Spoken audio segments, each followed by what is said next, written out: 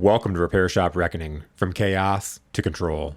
Because too many shops today are running on chaos. Phones ringing, technicians frustrated, front counters overwhelmed, owners buried in problems with nobody to call. Kevin Brown has spent over 30 years in the trenches, learning how to take that chaos and turn it into control. Shop owner, operator, consultant, leader. Through industry shifts, insurance games, bad hires, great hires, and lessons learned the hard way, this isn't theory. This isn't corporate training fluff. This is real shop experience, unfiltered. On this show, Kevin breaks down what actually works: running profitable shops, front counter control, training technicians, negotiating with insurance companies, building systems that make your shop run instead of burn, and the mistakes that quietly bankrupt shop owners every single day. No corporate scripts, no sugarcoating. And yeah, somebody might get offended. That's okay. Disney's 2 doors down.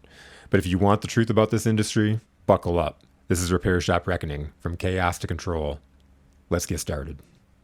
All right. Today we're going to talk about, I got a burp here. Your shop has a culture problem, not a sales problem. One thing that gets irritating to me, there's a lot of guys on TikTok talking about how they do everything and how successful their shop is, and they're giving everybody advice and everything. But you notice they never really talk about their pay plans with their people. They don't talk about their cultures. They never even had, like, a lot of these guys don't have their technicians on. They don't talk. Like, the only people that I know that has done videos that I've seen is Dave from Dave's Auto. And he's got a big operation. I mean, that's a lot of moving pieces in that place. But he takes time to walk around and talk to his guys. Hey, you know, how long you worked here and stuff like that. Like, I have my guys on and stuff like that. So one of the things I sit there and I think to myself is, like, these guys, they sit there and they give all kinds of advice, and you should run your business this way, you should run your business that way. But what happens in their business? It's like a closed door almost.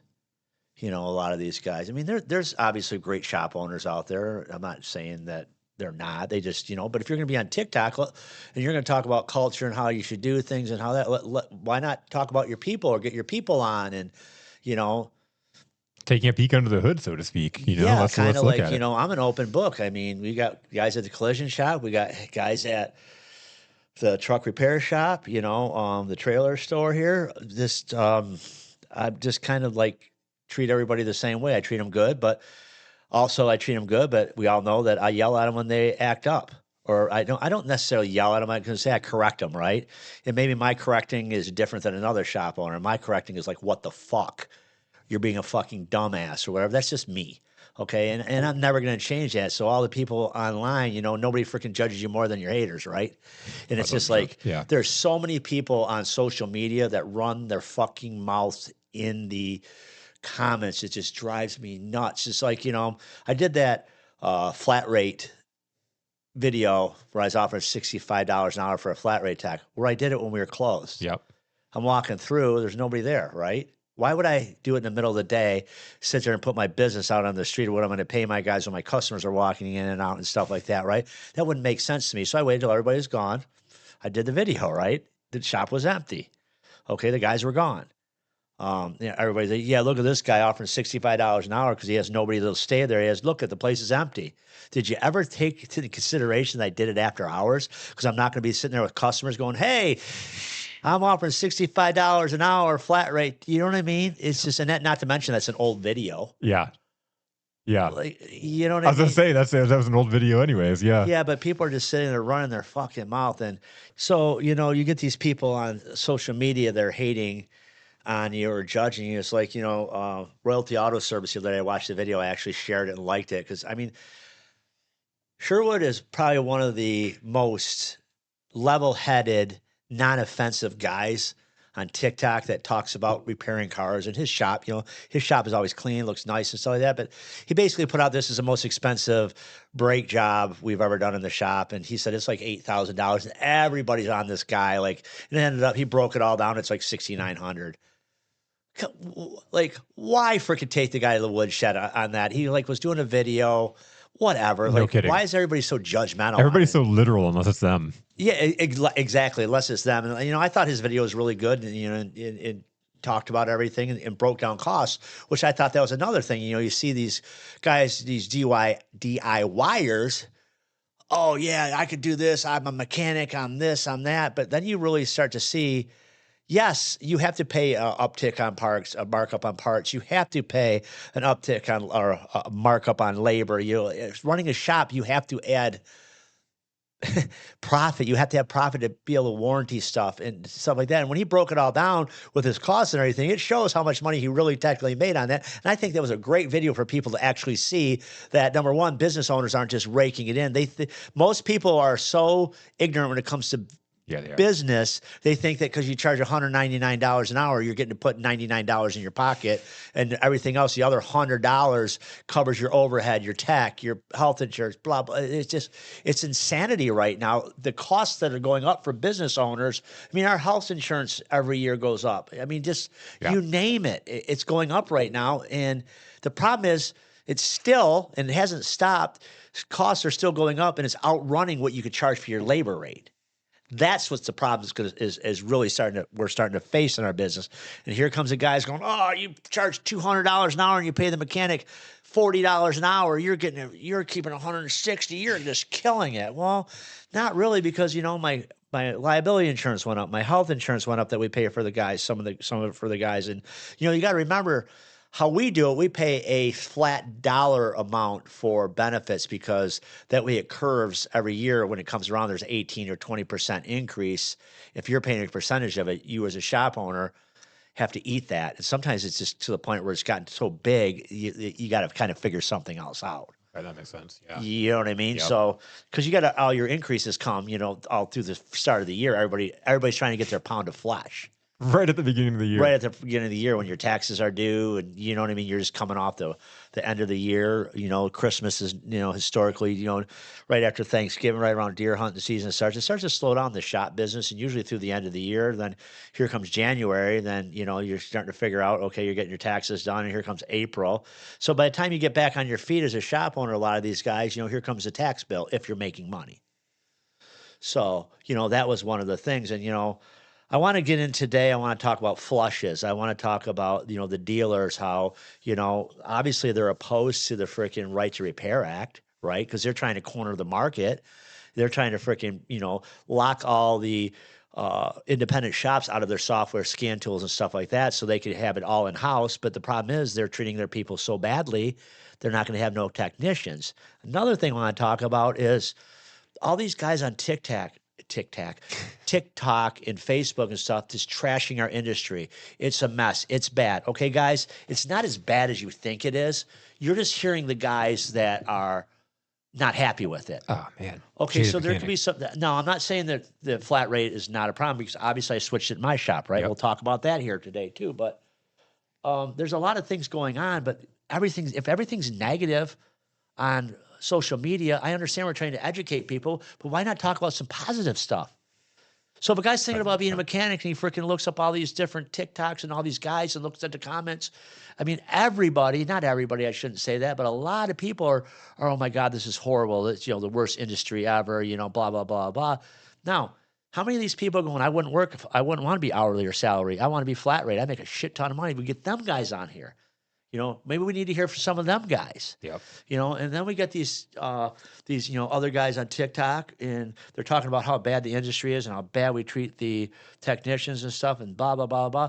Let's flip the script. What about how badly the technicians, even though maybe they're getting paid shop owners, the shit they do to the shop owners because they have this idea that he fucking needs me, so he's gonna, I'm gonna do this and I'm gonna do that, and he has to put up with it.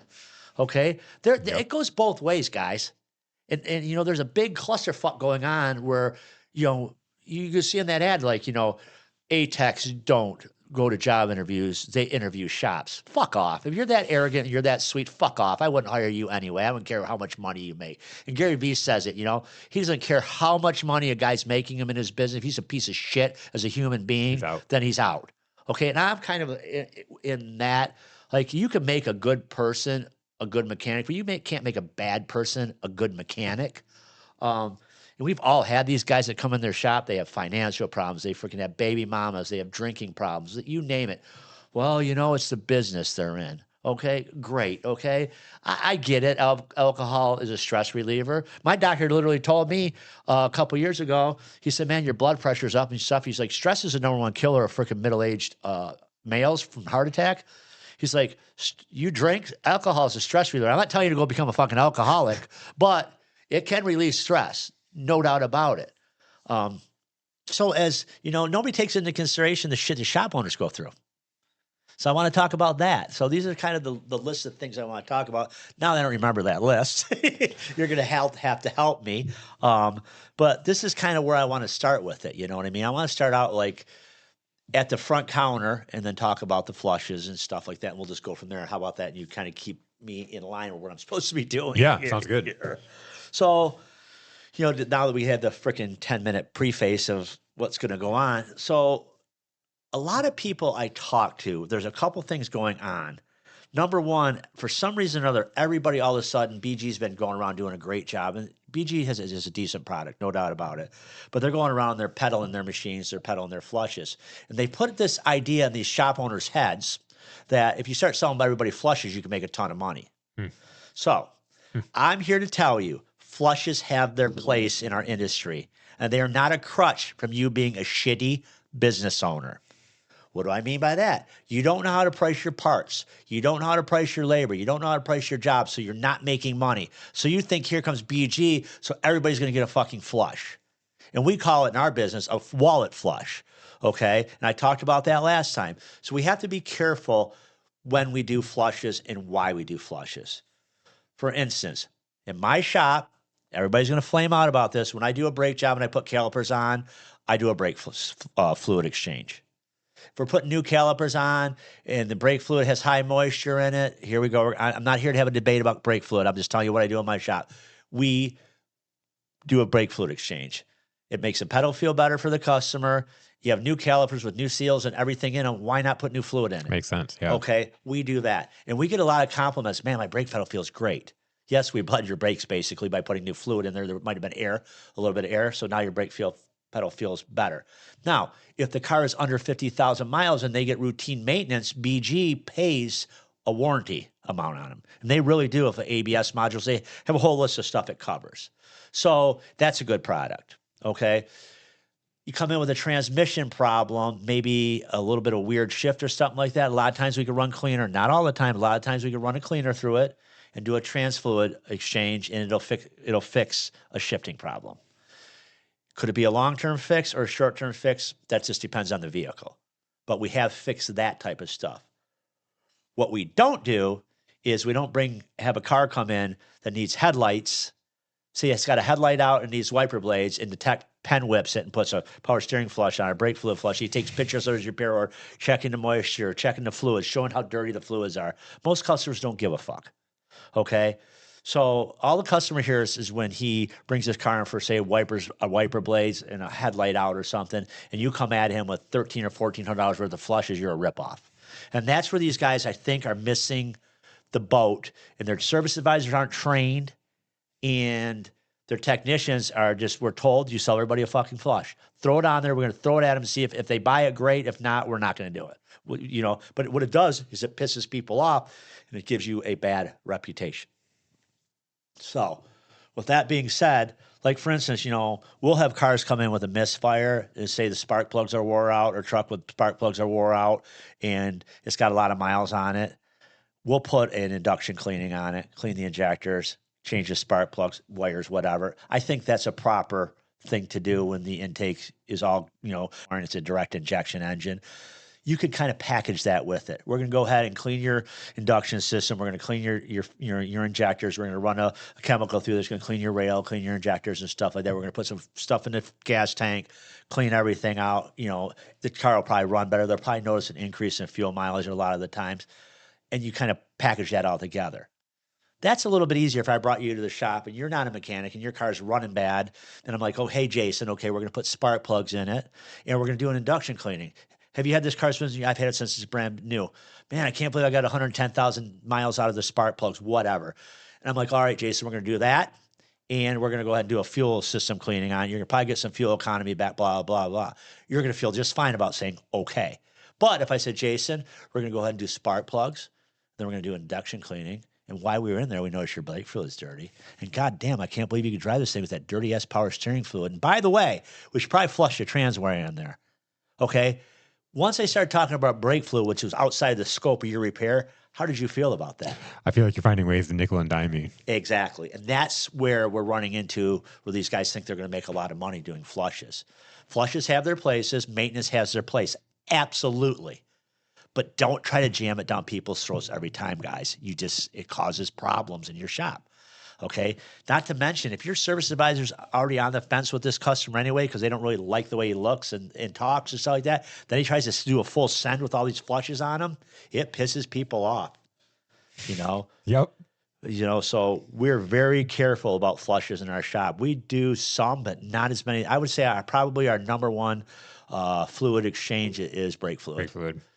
Just because I just think that's one of the more important fluids. And, guys are going to flame out on me. I really don't give a fuck. But then you tie it into your process, and it's not like, oh, and you need this. Like, this is just getting done because you're doing this. Right, exactly. We don't, go off outside the scope because it just irritates people. I mean, right now, everybody says it. Everything's so expensive. Everybody's this. So why are you trying to, take a pound of flesh off these customers? They might just have enough money to get the thing running so they can get to work. Okay, so you got to be a little bit careful on it. I'm not saying that, you shouldn't sell the flushes that are needed, but just don't do a full send on them all the time. It just pisses people off. And this goes back to the private equity groups I talked about last week, where these guys are like, we don't fucking care. Your job is to sell X amount of flushes per month. I don't fucking care how you do it. Well, that kind of makes your people dishonest. Absolutely it does. Because these guys have to make a living. Oh, yeah. Okay. Yep. And most people don't realize it. The average person has under $1,000 in their savings account. And I don't even know the statistics. I looked it up. I forgot. But most people don't even have a savings account. They live paycheck to paycheck. So a $300 car repair can really cause a freaking home budget crisis. Yep. Okay. We keep saying how expensive stuff is. So you got to be careful. The private equity groups don't give a shit. These guys got money to burn. They sit up there, they buy these buildings, and they put the investments in, don't get me wrong. But they don't treat people fairly. And everybody, for some reason, thinks that when you go to the dealer, that's the best place to go. Yep. Okay, here comes the freaking haters. Oh, the fucking dealership's the best. Great. Okay, then why are you the same guy on my post going, I'm getting fucked on flat rate, I'm doing DVIs for free? Okay, last week's shirt was, pay your tax for DVIs. And some guys were even misunderstanding that post. They're like, what's your problem, bro? You can't pay for DVIs or you don't leak DVIs? I think DVIs are a very, very important part of inspecting any vehicle when it comes to your shop. Now, once again, we're not going to raise Mrs. McGillicuddy's car up and look around. It's pretty much mint everywhere underneath. It just came in for an oil change. Doesn't need brakes or anything. And you're going to go say, well, let's get her a brake fluid flush. Let's get her a tranny flush. Let's get her all this flush, right? No, but a DVI could uncover she's got a CV shaft, axle shaft, transaxle seal leaking and dumping transmission fluid. And if she keeps driving the way it is, oh shit, man, we pulled your dipstick and it's not even reading on the dipstick as your I notice when I go around a corner, it feels really weird. Well, we know why. It's leaking right there. We don't know why. We need to do a diag on it or whatever, do a dye test on it and tell you why it's leaking. But I don't suggest you drive it right now till we figure out why your transmission fluid's empty. That's pretty much a logical reason for DVI, right?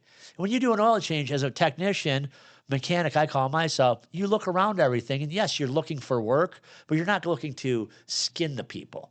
If they need brakes, hey, your front brakes are at, 30%. They can go a little bit longer. Your front brakes are at 10%. You go up front, I would do both of them right now. I don't have enough money. Let's do the front brakes. We'll schedule you back in a month and a half, 2 months for the rear brakes. Okay? That way you're not just, you're going to die. You drive it out of here, you're going to die. And by the way, we need to do a trans flush on it too. And that's literally what happens. There's so crazy, there's a chain around us that pretty much tells people, they drive their cars in and stuff like that, and they pretty much tell them, can't let you drive it out. This thing is going to kill somebody. I mean, I've sat there at one place to pick up some tires. We were getting tires put on something before we had all our tire equipment. They flat us lied to this lady. And by the way, I think we can get that transmission flush too, so you don't destroy your transmission on the way home. And you're just like, are you fucking kidding me? I feel like I get this image of like you sitting there and they're speaking Spanish and you're the translator. Like you understand what's going on right now. Right, right. And I remember that. And I went back and told the guys, man, that was a real bad look. Like them guys had no soul. And this was an older lady. These are younger guys, but in that particular chain, these guys get a piece of the action of the whole entire invoice. Yeah. Okay. I think that pay plan is a bad pay plan because your guys go out on the weekend and spend way more money than they're supposed to. Your customers are going to take a bath come the start of the week. If they're getting a total percentage of the total ticket, in this particular chain has over the years, we've done, they do tires and stuff. So we would do like a bunch of front end work and a front end alignment. And they'd be like, oh, they'll do the tires way cheaper. And then, you know, they go there in a week or two and they're calling me up. The customer called me up and it was, because the guy's name was Steve Naswald. He owned a roofing company. He's like, these motherfuckers are telling me I need ball joints. Like, we just did ball joints on that thing like a few weeks ago in tie rods. He's like, I fucking know. He's like, I told him to put my fucking tires on and stop trying to rip me off. So if that happened to him, and there is shops out there that do it. We had a truck come back to us that they didn't like the price of our belt tensioner a few weeks ago because we were going to buy an OE international belt tensioner, which, okay, guys, I know. You can buy that belt tensioner, the same one that's not OE, blah, blah, blah, blah. I get it. We got it from the dealer because they seem to last. They didn't like the fleet company, didn't like the price. They ordered one, took it to another shop, and guess what? It came back making a belt noise. They wanted us to check it out. We look, the tensioner that they put on it that was cheaper is cocked, and the belt is now riding, and half, like 4 ribs of the belt are off, and it's sitting there slapping. So we freaking get on the fleet. Needs a belt tensioner and a belt now. We just did that. Well, here's the pictures. Your Kmart belt tensioner that you saved your client all kinds of money. His truck now that makes a living for him is back in my bay, but look how much money you saved him on getting him a Kmart belt tensioner. And for most of you people who don't know who Kmart is, Kmart was a company kind of like a Walmart in Michigan, and then I think they might have went maybe into Ohio, and it was bought by Sears. That CEO, when he went, they bankrupted it pretty much. Bankrupted it. Yeah, but Kmart was a big thing when we were kids. We did it on Blue Light Special. Blue Light Special. We got socks on Blue Light Special over on 9. My grandma would be like, we're going to Kmarkets. We don't know what. She would call it Kmarkets. We don't know what's going to go on. And for the older guys, you know, we would drink a Verner's, and have some better made chips and drive out over to Kmart, right? That is hilarious. Yes. So this goes into my next thing. What is your brand? All these companies, they like to wear the badass shirts, all the logos, all that. What is your vision? What do you tell your people? Yep. What is your outlook? Okay, I got a badass logo, right? Yep. But if that logo, you're a lying piece of shit that tries to sell everybody everything under the moon they don't need. That's your brand. That's your brand. So, you know, my personal opinion, I believe that you need to be, and I've said this before, like, we're the most expensive people around. Yep. But I expect nothing but sterling service for our customers, and my guys freaking know it. I convey that to them. We don't do shit like that. Like when I find something happening, I'm like, I don't like that. That's bullshit. We're not doing that. Call them back up, whatever. Like I don't do shady shit. We're successful enough. We charge enough money so we could warranty stuff. We take care of our customer. We screw something up. We just blew a guy's back window out here. Did I call the guy up and go, guess what? Truck was sitting out in the lot, and for some reason the back window's broken. Not my problem. Yeah. No, I put a back window in the truck, vacuumed it out, and get on with our life, okay? It was a $500 back window plus labor to install it. Fucking life goes on. I'm not going to hang the guy who broke it out to dry. It was an accident. He didn't get up in the morning and go, how can I fuck up Kevin's day? How can I cost this guy $750? I'm going to break a window today. And then I'm going to laugh, and I'm going to go up and tell him I broke a fucking window while I'm laughing. No, he didn't wake up and do it. It's an accident. Yeah. How can anybody pay for it? It's just you're being a fucking asshole if you do. Okay, but that goes hand in hand of making money. If we didn't make money and we were already in the red and we were losing money every month, somebody has to pay for it. That just piles onto it. Okay, all of a sudden, instead of losing $1,500, I lost $2,000 or $2,250 for them. Like, or you have the people that don't have integrity, and then they start shifting their morals, and they tell the guy, "Not my problem. I didn't." You know, they start making excuses, or they don't repair it. Right. You know, so you have to tell your people, I told this before, you have to tell your people what's expected of them, what your mission is, what you expect, how they're supposed to treat your customers fairly. You got to give them direction, right? So if everybody inside your organization knows what's going on, everybody seems to have it under control when the customer shows up. Okay. What if you had 4 guys up front? You go, everybody up front, you're all service advisors. I don't know who the top service advisor is. I don't know who the bottom service advisor is. But when that customer walks, I want you all to talk to him. Nobody would know what to do. No. And I'm going to show you a message that I got from my 18-year-old son. This is why I don't understand why all you shop owners have such a hard time to understand how processes and procedures, how important they are. I came back from the Dominican Republic and I brought something back. It went through our house. We got sick as if my wife was first. And then my wife was first, and then I got sick. She got sick. We got back Saturday. Saturday night, she was sick as a dog. Sunday, I was fine. Monday, here it came from me. Then she went over to my grandkids' house. She gave it to all them. Then my son Lincoln got it. So I'm laying in bed last night at 9:28, and I said, he's in his bedroom. I'm like, if you're sick tomorrow, stay home. I don't need anybody else sick right now. He said, I already talked to Jason about it. Jason is my partner down there who runs the shop. I said, sorry.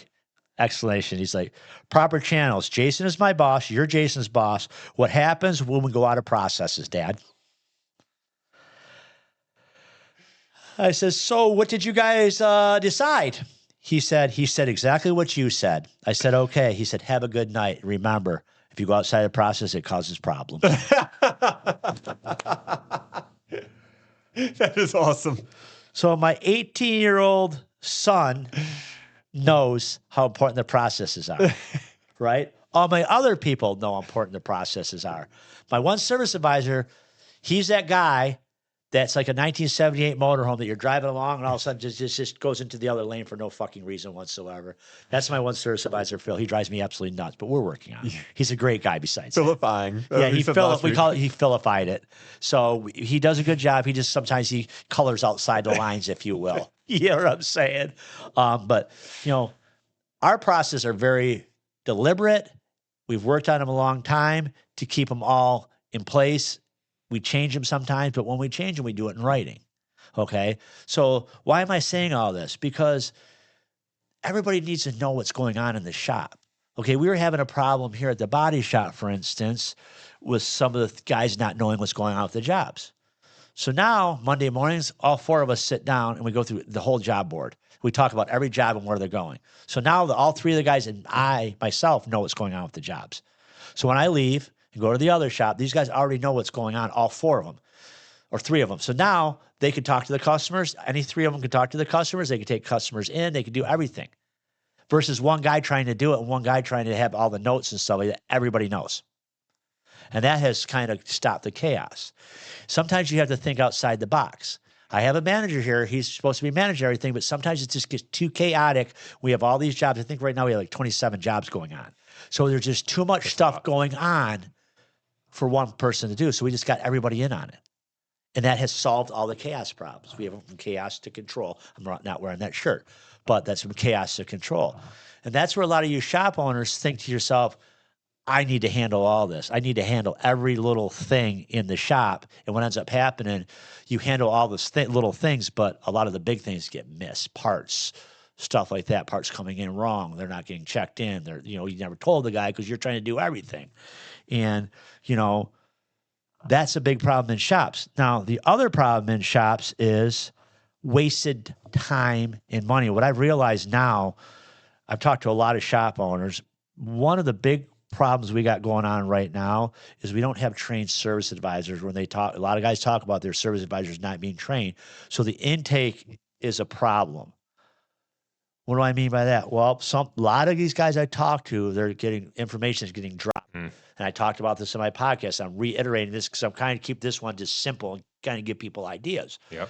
A lot of times the customer comes in, the phone starts ringing, the service advisor's up there by himself going crazy. He's like, hang on. And the person might get interrupted 4 or 5 times, so this total story doesn't get told. So you kind of have to figure out if you need 2 service advisors or 1. Or customers need to learn to wait their time. You need to have somebody answering your phone, putting people on hold, taking messages. We don't usually like to take messages because people don't call them back. Yep. We talked about that. More margin of error. Right, but you can't have – there's nothing more irritating to a customer when they're right in the middle of a thought and the phone rings and the guy's like, hang on. And then all of a sudden the guy on the phone's the most important guy. Okay, hang on. Okay, good. Hang up the phone. Start talking again. The phone rings again. Right? So you got to kind of manage that so you don't cause chaos in your shop and stuff doesn't get dropped. So a lot of times what we do with our sheets, we have them right now. I'm repeating a lot of the stuff we have because I'm trying to just kind of go down the garden path. People got to hear it several different ways. Right. So, and using different examples. Right. So another place I've realized people are losing, shop guys are losing money, shop owners are losing money, is the way their process works. What do you mean by that? Well, I write up the repair order. I don't get a lot of diag. I don't get it signed, whatever. And then you go, okay, you give this to the technician. He goes and checks it out. He writes it up. And he notices, we'll just say it's a Ford, and the fan clutch has been hammered on with an air hammer instead of the right proper tools to take the fan clutch off, right? And it needs a couple other things. One I always liked, I used to always run into on the 7.3s on the right valve cover, they would freaking send the nut home with an impact when they did valve covers, and it bends the dipstick, so you got it stuck, and that's extra time. And the technicians don't write all that up. So think about this. They're a flat rate technician. They write up, yep, I checked the glow plugs. It needs the glow plugs. They send it up front. The service advisor knows nothing about the bolts, or that bolt that was sent, or the fan clutch. Well, if you really stop and think about it, what happens if that fan clutch doesn't come off because it's so egg-shaped, you start hammering out with the air hammer, it's destroyed this time. So there was nothing written about that. And then you look at the dipstick tube, and you're starting to look, and it's all rusty. It looks like it's ready to break, and it's twisted, and it's all. So you're like, okay, I got to get extra time to heat that nut off to get it up. But the technician never takes the time to write that whole story down because, as we know, what are these guys saying? Ain't my fucking job. Ain't my fucking job. Well, guess what, buddy? It is your job because the service advisor can go up there and he can look up R&R glow plugs, and it'll give him a book time. But he doesn't know the extra time that you're going to have to do to deal with that fan clutch. Not to mention what happens if you finally get it off and it's so fucked up this time, you have to get a new one. Yeah. We never even told the customer this is a problem right there. And we start looking at the extra time we have to get the torches out, to heat the nut up, to get the little nut off there so we can get the dipstick tube out of there. That's a major miss because, again, you haven't even prepped. You could prep the customer that, hey, this could be a problem. Exactly. Now you're surprising them out of the blue that all of a sudden you have a problem they didn't even know about. Right. And so a lot of the times what will end up happening, either the technician will deal with it or the technician will come up front and go, yeah, well, it needs a fan clutch now because I took it off and look at it. Okay. Well, was it like that? Yeah, it was fucking like that. Look at it. Okay, but you never said anything to me about it. Yeah, it took me an extra hour to get it off. You never said anything to me about it. I don't tell you. And I got the dipstick, and now they ran the nut down in the dipstick, and the little bracket broke off the tube for the dipstick tube. Now it needs a dipstick tube. We all know on a 7.3, you're fucked at that point because it goes into the side of the oil pan. So possibly now it's just got to the point where it's a whole oil pan situation going on. So now this whole thing's blown up, and here comes a shop owner going, what's going on? Yeah. Then he's like, well, fuck. I don't really want to do that. I don't want to do. Let's just. I guess I'll call the customer. And then the customer's all pissed off. When you could have avoided all that by just basically noting it on your repair order for the service advisor to say, "Hey, we're going to get the technician an extra half an hour. We're going to try to save your fan, but look at the repair order. There's a real bad picture of it, how bad it's destroyed. And by the way, your dipstick, they did a full send on the nut holding it on." We can get it up, but look how bent it is. We're going to do our best. Okay, that's going to be another half hour. So now that technician just got paid for his time, not to mention we informed the customer. Okay, we gave them an expectation. We're going to do something, but we also brought them on board and said, hey, this could be a potential problem. So if it's a problem, if one of them's a problem, half the problem went away. We took care of the other half, right? But if we got both of them and everything lives, they know that the clutch fan was messed up, so we got it back on there for you. But just so you know, it's bad, okay? And we're going to note that we did not do this, okay? You see how many problems we just solved by basically bringing the customer up to speed? Not only the customer, but we had to educate the service advisor.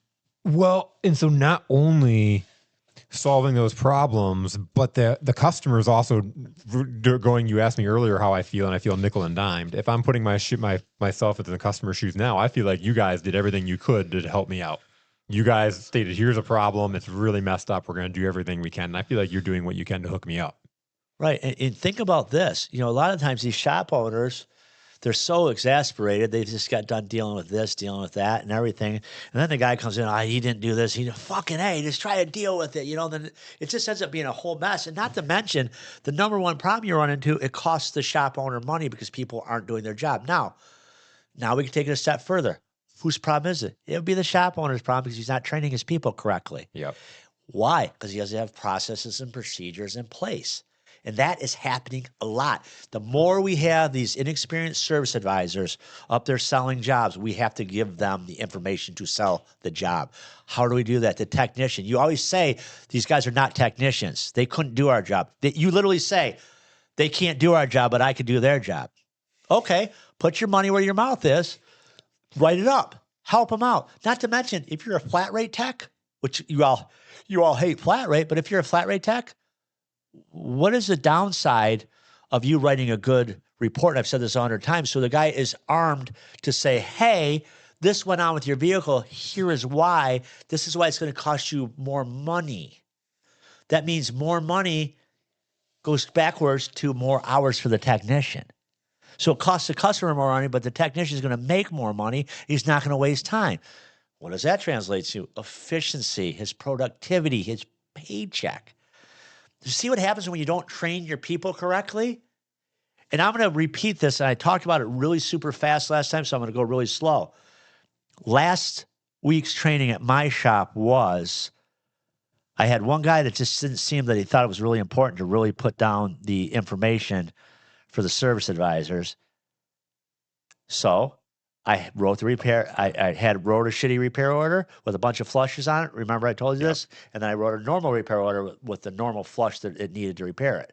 I said, now sell this one with lacking information with a bunch of flushes. So now you got the guy pissed off with lacking information. You couldn't even answer the questions that he asked you about his repair. Then you told him, but you don't understand. The technician just basically said it because that's pretty much all you had, or you'd be lying. And then, and by the way, you need a turbo and you need all these flushes. The guy went freaking nuts. The guys are like, that was really uncomfortable. And I'm telling you guys, you shop owners, and I don't care about the dealer. Okay. I do not care about the dealer. I'm here to help independent shop owners. I do diesel shops, and you know what I mean? I'm here to tell you, take your guys after work.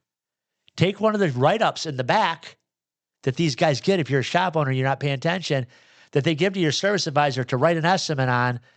And your service advisor's got to call the customer with lacking information. Go into your office and have them, but don't give them to each other. So if you have 4 guys, mix up their repair orders so the technician can't sell their own. Yeah. So he doesn't even know what's going on with this job, or go write 4 different jobs that are lacking. Yeah. And then say, okay, here, go out there, go in my office. I'm going to go in the other office. We're going to put you on speakerphone. You have to sell this to us. Then you ask them the questions. You ask them the questions that the customer would ask. You're not going to ask them what the oil pressure is. You're on your mechanical gauge. Don't get all technical. Be a customer. Yeah. It's got an oil leak. It needs rear main seal. Where's that at? Well, I don't know. Maybe some service advisors would know where a rear main seal is. I would have to say it has something to do with the rear, and it has to be the main seal in the rear. Just throwing it out there. So think about it. The guy's like, I don't know.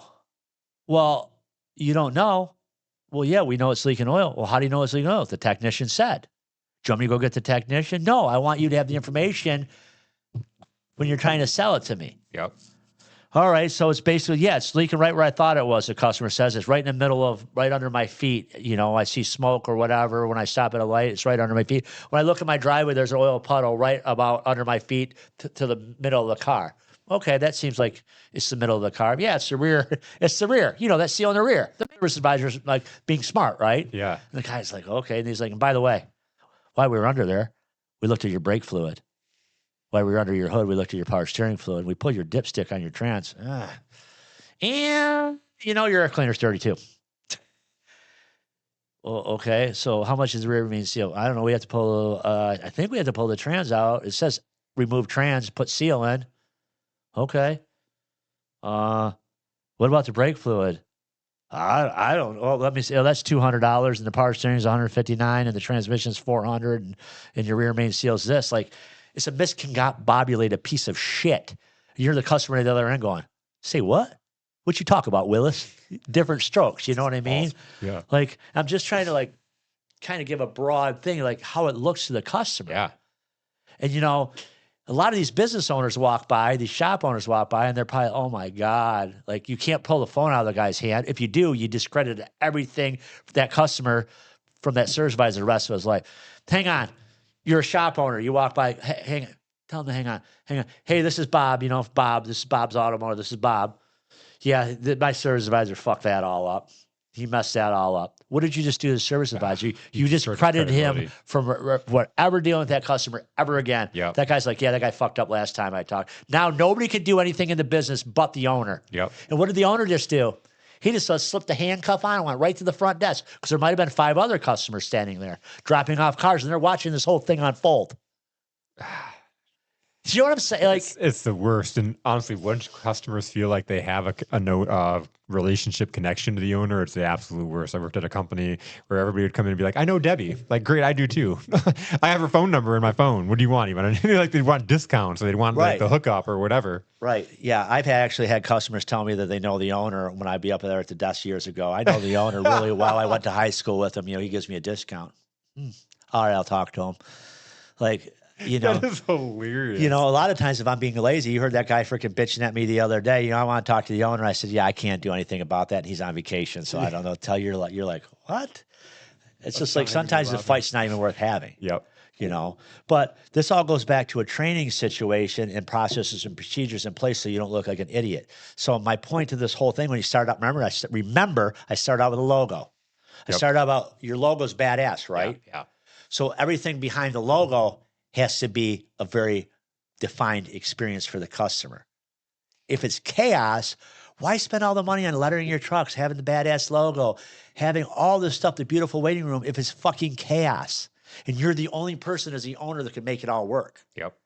Okay? I haven't been in the front office in 2 weeks at Garrett Auto and Truck. The other day, I happened to go by, and I yelled at that customer because he's just being completely ridiculous and basically fired him. But the guys are like, yeah, you just need to stay in your office. He was a 1-star review no matter what we did. So fuck him. He needs to leave. I just told him, leave. Don't ever come back here. You're driving these guys nuts.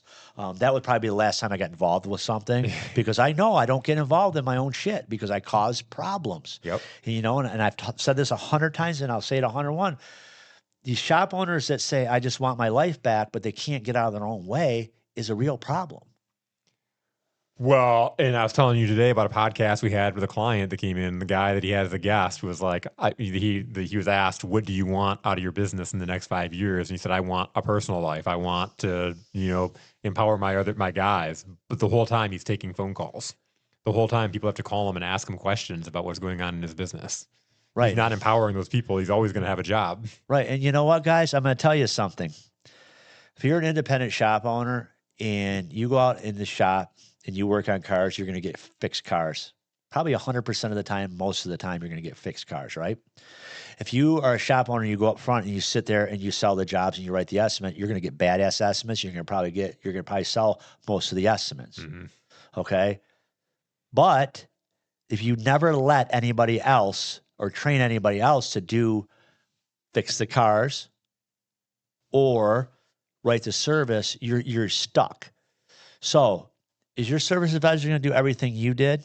Absolutely not, because he's not you. If he was you, he would have his own shop. Mm-hmm. Okay? Yep. So you train him.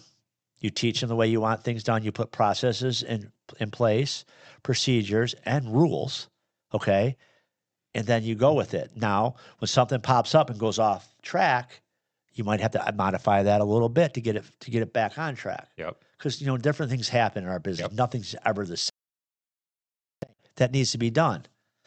And what ends up happening when you start dialing all this stuff in really good and you start watching it and you start watching your metrics, and I talk about the numbers all the time, what ends up happening is you start to realize who the turd in the punch bowl is. You get a guy that walks around really fast all the time with a clipboard, never gets anything fucking done. But you look at him, that fucking guy goes by, God damn, look at him go. Not doing a single thing. Not doing a single thing. That motherfucker looks busy. He's got a clipboard. He's got this. He's got going on, blah, blah, blah, blah. But you start looking at what their technicians are producing. Then you start looking at what the service advisors are selling. Then you sit back as a business owner and say, okay, where is the bottleneck here? Where's the problem? Then you find out one service advisor is trying to kill it, kicking ass, doing everything he can. Your other service advisor is lazy, not ordering the parts he should be doing. So then these guys are picking up the slack, and they don't really necessarily bitch about each other because maybe they're all on a pay plan that everybody gets a piece of all the sales. So that's a lot of stuff that needs to be dealt with as you're going through these processes. You kind of have to sit back and watch. And the problems will present themselves. And I don't get super excited if they happen one time, if it's a one-off. But if it happens over and over again, I'm like, that's a problem. We need to change that. Yep. Right? If we have one guy that's always freaking running shit into a pole or doing stuff like that, obviously that guy has a problem. Right? Yeah. And that's the thing that, sometimes these guys just go nuclear right off the rip and they start changing shit so fast, there's so much, people get lost. Let's face it. I don't know very many employees, team members, whatever you fucking want to call them, that get up in the morning, like I just said, and say, I want to fuck with my boss. I want to make my problems his problems. I want to do this. Now, hear me now. Some of these guys have problems that they bring with them. Okay? But everybody's human. Okay? So sometimes if you look at a guy and his production is down, I've said this 18 podcasts ago, you might want to say, hey, what's going on? I noticed this week and last week we're going, well, my grandma's been in hospice. Well, he's fucking human. Okay? He's going to have a problem. You can live with it. Okay? He's working for you. He's freaking spending his life working for you. Yes, you pay him. Give the guy a break. Okay? But if you look at a guy and go, what the fuck is the problem here? You're in the Snap-on truck for 45 minutes. You're here. I don't know. And he's got a shitty attitude. Then all the other guys are like, yeah, he doesn't care. He doesn't do this. He doesn't do that. Then that might be a problem. He might be driving down the tone level in your shop. And I was at a shop the other day, and they basically said they got one guy that nobody likes, and he doesn't get anything done. He's got excuses and this and that. I said, fucking fire him. After what you told me about the guy, get rid of him. He's a shitty person. After everything you guys did for him, and he's still acting like that, fucking get rid of him. He's a terrible person. You think? Oh, I think. So that's sometimes you need to go when to cut your losses. Well, how do you know you're not the problem? Because you're a dickhead boss. Well, that's where culture comes in. Okay, if you got 10 employees and 9 of them are happy as can be and have no problem, and one's pissed off all the time, okay, chances are he's the fucking problem. Yep. Okay? I don't really have a culture problem. I really don't. You're around. Yeah. Okay? No, not at all. Everybody's happy. Yeah. Because I pay these guys above scale. Okay, and I tell... I feel like I repeat myself. I feel like I'm a broken fucking record, Most shop owners don't wake up in the morning and go, I want to fucking rip my employees off and I want to have a big mansion. They just don't know how to achieve the goals that they have set, or they might even not have no goals because they're in what we call survival mode. Yep. He works his ass off all the time and his bank account's always empty. Well, let's take a look at this. Why? You're not pricing right because you don't know. You're that technician that started a business and you just don't know. And we get them guys on there all the time on our posts going, fuck it, start your own mobile business. Start your own business. You don't need this shit. Well, that might not be in the cards for everybody. Yep. Okay, some people live paycheck to paycheck because some of them because of their own freaking demise, right? They do it to themselves. Yep. But other people just have life situations where they never got that chance, right? So they're not going to go out and afford to go buy a van or a truck or go start doing mobile work or whatever. They just don't have the money or the time to invest or whatever, or they're scared. Let's face it. Some people are just flat ass scared. Yep. There's just some people in my life that, that would never do it. And, I like what Grant Cardone said the other day, scared money don't make money. Okay. My guy that I used to be in business with that started the shop, his dad started the shop. He was a guy that liked to stay very conservative. We don't need to spend it on our website. We don't need to buy Google AdWords. We don't need to do this. We don't need to do that. Well, when he retired, when I bought him out, I needed to do all that shit, and it exploded once I did. So sometimes you have to take a little bit of a chance, and some people just don't want to take that chance. They get a little bit scared. You used to sales training, they right up to the pitch, and then they're like, I don't really want to piss the guy off. Either he's going to buy or not. If you're a good salesman, you already laid the groundwork for him to say yes or no. Well, and it's a lot of times avoiding the things that you think are going to make that person emotional. You can see if you ask a couple more questions, you're going to push it over the edge. And I see over and over again, people avoid those conversations. They don't want to be uncomfortable. And that's where the sale is at a lot of times. You have to do something. And I see you just say it. Yeah, like Dale Carnegie books. I've read all his books. Like when he was just talking about doing his sales, he would talk about, He would walk into a guy's office, look around, and be like, Yeah. soccer. Who plays soccer? Oh, my daughter plays soccer. My nephew plays soccer. He's on travel soccer. All of a sudden, we just made the personal connection. It's not business. Yep. Or, oh, yeah, my daughter plays soccer, but she she broke her leg. 3 months later, hey, Jason, Yep. stop by to visit. Number one, first and foremost, how's your daughter? Yep. Oh, her fucking leg's great. Now you showed empathy. Yep. Okay, now you're freaking sell the guy something. And I'm not saying go be a crook, but let's face it, guys, that's sales tools. You have to be a good enough salesman to get on a personal level. It can't all be sterile. There's a guy that was my financial advisor. He bought his business. His name was Mike Thompson. Yeah. This guy had a personality like a fucking snail. This motherfucker did not laugh, did not smile. He was just a sarcastic, hostile prick for 20 fucking years. He did a great job, but he never joked. You just never knew where the guy was. Nobody fucking liked him. Yep. None of my guys liked him. I said, I don't like him either, but he makes us fucking good money. We don't have to fucking like him. To have our investments do good. Yeah. Our new guy, Travis, he's a great guy. Yeah. Sometimes he talks too fucking much, but he's on a personal level with it. I know his kids. I know about what kind of guns he likes. I know what kind of car he drives. I know about his place. I know a lot about him. Yep. We're on a personal level. I could pick up the phone and call him. Yo, what's up? I think that's a lot better. So with all that being said, as a service advisor, get to know your customers. Get to know them.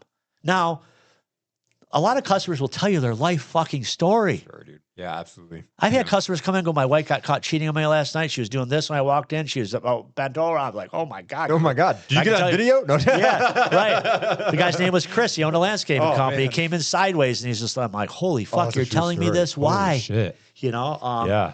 But you kind of get to know how they are and what customers will do what customers get pissed off about what. And you kind of got to have a relationship with them. And in order to do that, you have to have a service advisor that lasts more than 2 weeks. So how do you do that? You keep training them. You keep training these guys. When they do something you don't like, you say, okay, we're going to put a policy and this is why you don't do it. Once a week, do training. Topic of the week. This week's topic, I don't even know what it is yet. Jason and Lincoln will tell me, or Jason will tell me what we need to talk about. I think it's going to be a DOT inspection in a truck, way we want it. I know that was one of the things they talked about. We take an hour and a half. We freaking eat. We pay the guys overtime. We sit there and we do the training. And a lot of times it's almost getting to be fun now. Yeah. Because like last week, we were listening to the phone calls. And I was the guy they were calling. So I was like, the one guy's like, Jody.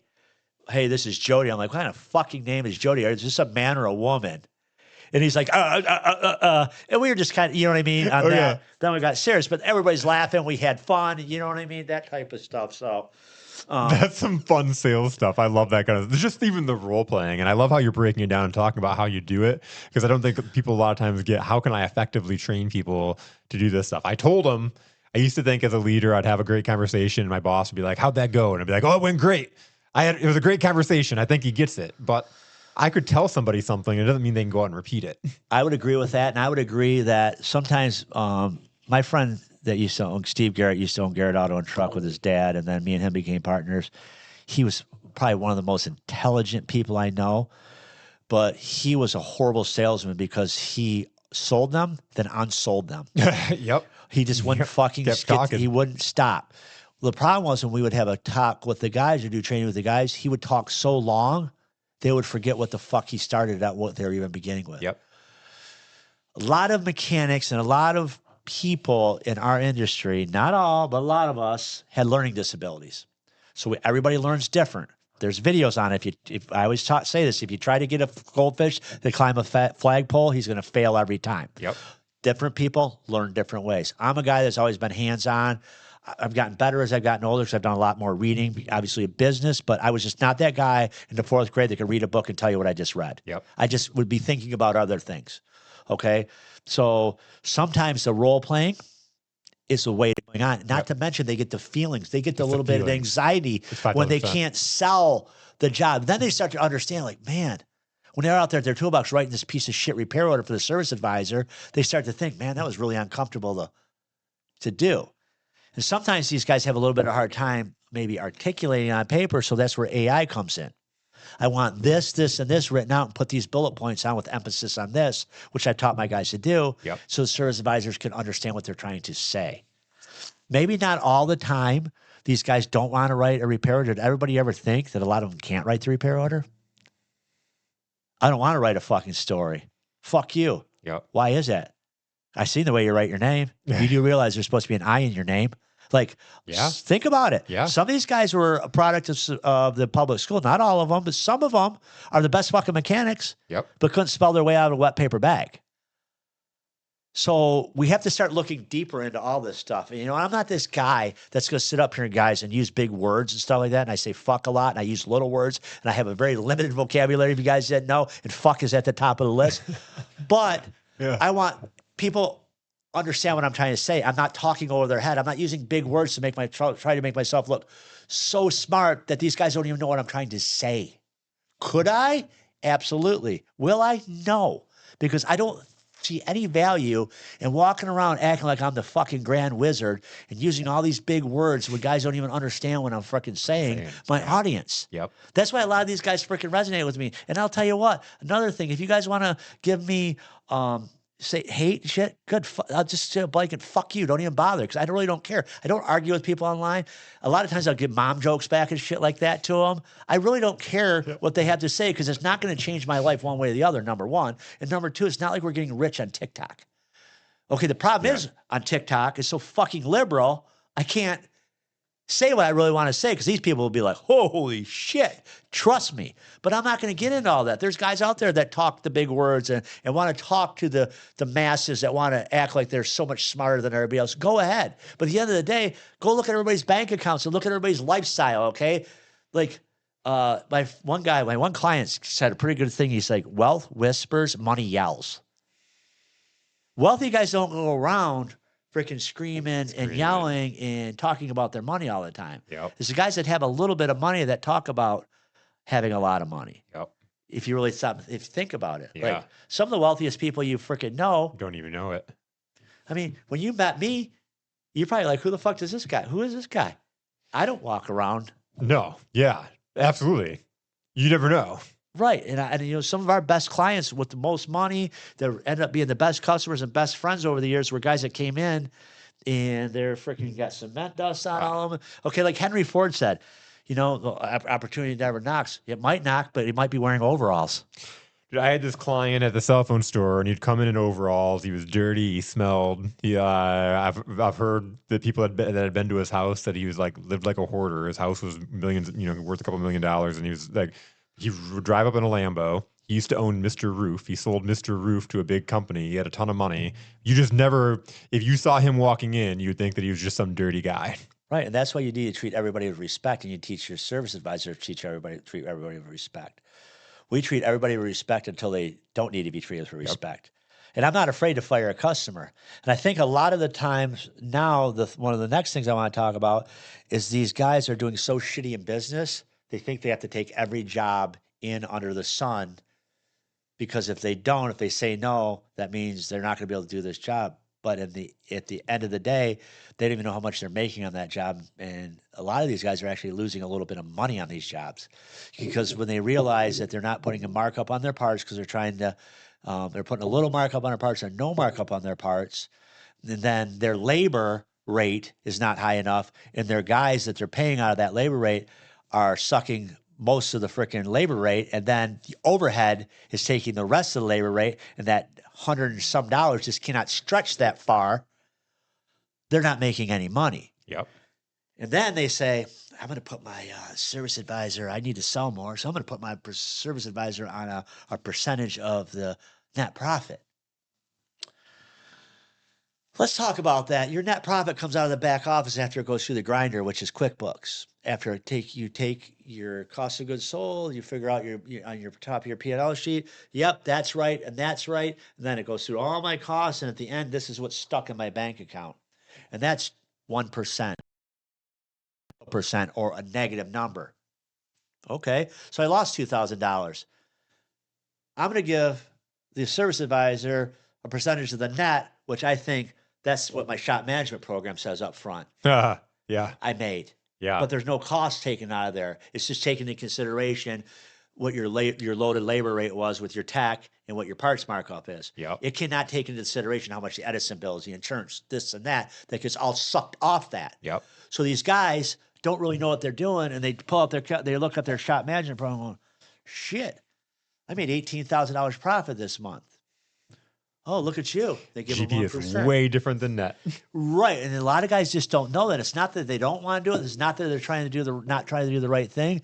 They just come up with this whole harebrained thing because they see some guy on TikTok talking big words that you should do this and you should do that. And they don't understand how the whole pie is cut up. Well, we had the client, and he was talking about he was bonusing his manager, but didn't know his net number. And you're like, how are you bonusing? Like, what are you? And he's just running it off what was in the system. Yeah. And a lot of these shop management programs, I'm starting to realize, are horrible at doing a profit margin calculator when these guys are building repair orders. That's one of the reasons I like Shopware. It gives you on each box, it gives you one of the cumulative on the top. So my guys have it. I have it set up so it's green if they're good and red if they're bad on the labor and on parts. Now, you can't get full markup on every job, right? So you get your little jobs you make higher dollars on, your bigger jobs you make less dollars on, it all washes out in the end. Hopefully, if you're doing it right, you're at this thing. But this is all a training issue. And this is where shop owners, I am telling you, these shop owners are going absolutely nuts trying to run their shop, deal with the people, deal with the customers, fix the cars because they can't find the help. The service advisor doing stuff wrong. They don't even have an accounting in the back. They don't even know what's going on. So they're just always running around putting out fire out. And that has caused a huge problem in our industry. Mm-hmm. So let's talk about the shop owners. Okay. How many people have you heard on TikTok talk about how hard it is to be a shop owner? We're the guys that fuck everybody. So I guess if we were in a dirty movie, we'd be the guy on the top, right? That's what everybody says. Yeah. That's not necessarily the case. I know plenty of shop owners that say I didn't take a paycheck for the last 6 weeks because we didn't make any money. I paid my guys. Yep. What if I told you guys that most CU technicians make more take home than the shop owner? What if I told you that the shop owner is on flat rate or commission just like you do? Mm-hmm. What do you mean by that? Well, if he could hold it together long enough to pay his bills and pay you, he could stay in business. What happens if you guys have no work, you guys quit and go down the street to another shop? You get another job, you start making money. What happens if he can't pay his bills? The bank comes and takes all his shit. Yep. Okay, and all of a sudden he has nothing. So he's taking all the risk, all the liability for you guys and stuff like that. And he has to deal with his own problems on a daily basis. And you're out there fucking bitching and crying about you're not making enough on flat rate when you're not in turn writing up the repair order so the service advisor could actually sell it. Not only mentioning you're not even smart enough to realize that you need to write the extra shit up, the bolts, the fan clutch that's messed up and all that stuff, that type of stuff. You're not even writing that up, but you're complaining that you're not making any money, but you're not in turn writing that up for a training issue. So service advisor can't sell. And at the end of the day, it's the owner's problem. He should be training you guys. Maybe he doesn't know how to train you, or he doesn't even have time to look into a guy like me to help him because he's worrying about the insurance company. Now, all of a sudden, Workman's Comp freaking sends them a piece of paper in the mail that you're going to get an audit, which they do it every year to us. And guess what? The insurance bill just came, and it went up 17% this year. And guess what? Here comes a liability insurance company. That's going up. And guess what? In Michigan, they just put a distribution charge on your Edison bill. Okay? Guess what? The company car insurance went up for all the cars. Fuel prices just went up. So this guy's over there going, I didn't have no money in my bank account. Now my Edison bill is $200 more. Mitchell just raised my shop management program another $100. QuickBooks are the biggest whores around. Yeah. They raise it every other freaking week. And he's sitting there going like this. Does he walk out to your toolbox and go, holy shit, look at this list of stuff. I'm going to need some of this back. I'm going to need some of this back, and I need some fucking help. He doesn't go and complain. He sits there silently and freaking goes, oh my God, this is freaking horrible. What do I do? I don't know what to do. So then he says, we need to get some flush machines in here. His only idea is everybody needs a fucking flush. Yeah. Then you go back to what I just said earlier. Okay, I literally live this shit every day talking to people. Yep. It's insanity. It's a vicious cycle. It is. It's just, it starts at the top. Okay, whatever you do, independent shop owners. Okay, stop when you close your shop at the end of the day. Sit in your lobby, your office, and look at everything and think about how everything flows. okay, then think about it. Do I need somebody to help me fix this type of shit? Okay. I'm not a guy who just my mom and daddy left me a trust fund. Do you realize that some guy on my post said my mommy bought me 2 businesses? I didn't see that one. On the podcast when I was on vacation, we played the #1 podcast. Yeah. It says, tell me your mommy bought you businesses without telling you your mommy bought you businesses. People are so stupid. Okay, and let me tell you something. They obviously didn't listen to the episode. Yeah, I am self-made, okay? I started a shop. I own the shop. We started another shop. I own that shop. I didn't get the family business. I didn't build my shops on the family property. Wasn't a hand-me-down. My dad didn't walk out the door one day and say, here you go, okay? None of that shit happened in my life, okay? A lot of shop owners are second or third generation just because they're the next in line.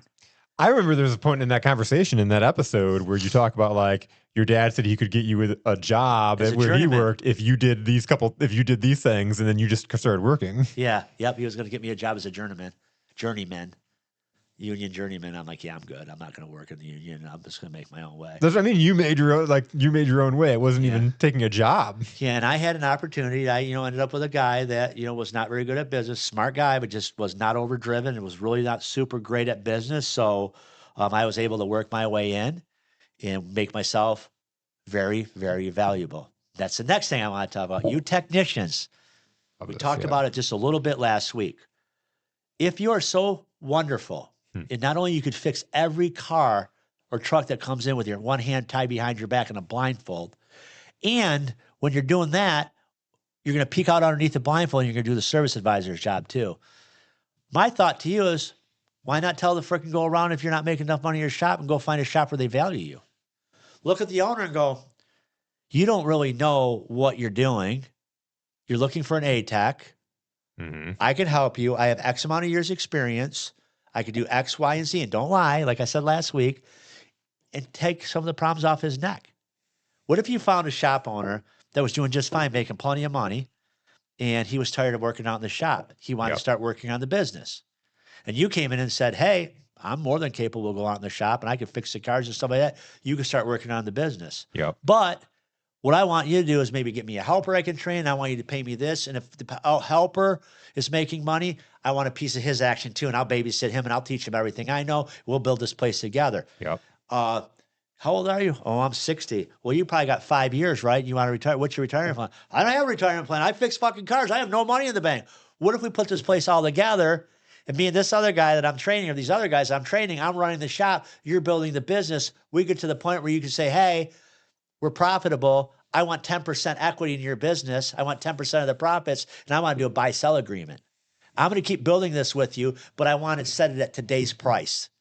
So what's today's price in the business? Well, today's price in the business is fucking broke. Okay, I'll give you $400,000. I want the first right of refusal to buy your business for $400,000 in today's money. Can we put that on paper with a lawyer once we get it making money? Yeah. The shop owner's like, it's just no fucking problem because this place is never going to make money. He's thinking in his mind, right? Yep. What if this guy starts working, they start making money, everything starts going good, and he says, okay, let's go to the lawyer. All of a sudden, this guy that sold himself now help this guy maybe have a retirement, right? Yep. And it could be owner finance, so you have to get the bank involved. Think about this. The guy's already been running the business. So the guy's 60 years old. We'll just redo the whole story. The guy's 60 years old. He wants to retire when he's 65, right? Because that's when he gets his Social Security. And this guy is 40. So he says, for 5 years, we're going to put this place back together, but we could do however we structure it, 1% per year, 2% to get to 10 within the first 5, whatever. So he's got 10%, right? That way he keeps him there. It's not golden handcuffs. Yep. That's what guys are saying, oh, fuck yeah, because you put golden handcuffs on. He can walk away anytime. But the stock, however it's structured, is not portable. What does that mean? He can't say, I own 10% of your company. I'm fucking quitting. You owe me 10%. You could do a small buyback. Hey, if you quit, I'll give you $500 for the stock I gave you. There has to be trust on both sides. Yep. But I'm trying to paint the picture of there's deals like that you could do to get yourself a shop. There's guys that are old that just don't want to change, that you could actually, there's so much money laying on the table, they just never change. So all of a sudden you maybe start arguing with them a little bit, you get this thing going, but you start making money. Trust me when I tell you this, guys. I've seen this happen over and over again. The old guy's not making any money. Okay, he's fucking broke. But all of a sudden, This guy starts doing stuff a little bit different, and he starts doing a little bit more different. Then all of a sudden, the bank account's A little bit different. a little bit different. He does a little bit more stuff different. All of a sudden, this guy goes on vacation. Nothing changes. The bank account's still going up. How's he start to feel about that other guy? Oh, you're happy that you're in partner. You're Guess partner who with that guy was? That was fucking me. Yep. That was the deal I made with fucking Steve. I was that guy. That's awesome. By the time he went to leave, I owned 25% of it. By that deal. Okay, I've never talked about it. That's how the deal was laid out. I started at that place. I was the first guy that actually could fix shit. Okay, I remember my first job was a specialized pharmacy van, and we could bring Kevin Bullion, who used to run. I'm still friends with him. He was one of our biggest fleets. My second job was Lazy Boy. I did cylinder heads on a freaking old 6.3. It was a 7.3. It was their newer Lazy Boy truck. But my first job was an engine was a 350 in a G van. It was like a 95 G van, and I took it out. I put the engine back in, and I had it done like a day. And I went over to Steve Garrett and I said, "Where's the oil and filters at? I'm ready to start this thing." He's like, "There ain't no fucking way you're ready to start this thing." I said, "Yeah, I'm ready to start it." He walked over, looked, he pulled his little mag light out, looked around. Wow. Put oil in it, fired it right up, took it out and test drove it. He's like, "My other guy, John Hartman, that used to do these engines, would take him a week." Well, I was young. I was hungry, right? Yeah. So the next job I did was cylinder heads on the next Lazy Boy truck. I did that job, and I did that, right? So I started solving a problem for this guy. Then I started doing the drivability, and he would do the truck side, and I would do the car side and the pickup side. Yep. And then I kind of worked my way into still being a mechanic after several years. But then all of a sudden he's like, "Well, I want you to take over the truck side because your car side is making way more money." Then it came to the point where I'm like, "Yeah, I'm out of experience. I don't know what to do." That's where management success came in. Once we got that going on, that's how I started coming up with the deal with the lead in. But my point to that whole story was I started there for $11 an hour. Okay? Guys, you can do it. Believe in yourself. Just because everybody in your life told you that you're going to be a fucking failure. I was 16. I was horse number 16. There were 16 horses in a race. Everybody I grew up with, my family and everybody, the only person that believed in me non-stop unconditionally was my mother. Okay, and I'm not going to cry or anything like that, but you start to think about that, okay? You're not good enough. He's a problem in school. He doesn't get it. He doesn't learn what everybody else does. He has a bad attitude. He has this. He has this. He's not going to go anywhere. He's different. He needs to be on medication. Okay, that's the fucking world we live in. Now it's even worse. So think about these guys. You go back to the very start of the conversation. They go on TikTok. They're like, "I'm really good at fixing things. I didn't do very good in school. I did really good in auto shop before they discontinued it and turned it into, freaking lesbian freaking basket weaving or whatever." And then he flicks on his TikTok. He decides that he really likes his job working at the tire store, and he wants to be the guy over in the corner that's ASE certified. Then he flips open TikTok. "Don't get into this business. You're going to get fucked. It's horrible. Nothing good about this business. It's the worst business to be in. You get screwed. You get screwed. You get screwed." So let's go ahead and put this in perspective. Every HVAC job is great, 100%. Every plumbing company is fucking great, 100%. Every other trade is great, 100%, no matter what. Being an auto tech or a diesel tech, you're a fucking idiot. You're going to get fucked. It's a horrible business. 100%. When you get online and you listen to these guys, it's 100% bad. Yeah. How many guys are in there going, "There's good in it"? I'm proof. Yep. Okay, well, you're fucking greedy. You fuck people. Bullshit. I make enough money because of who I am, and I pay my guys all very fucking well, above scale.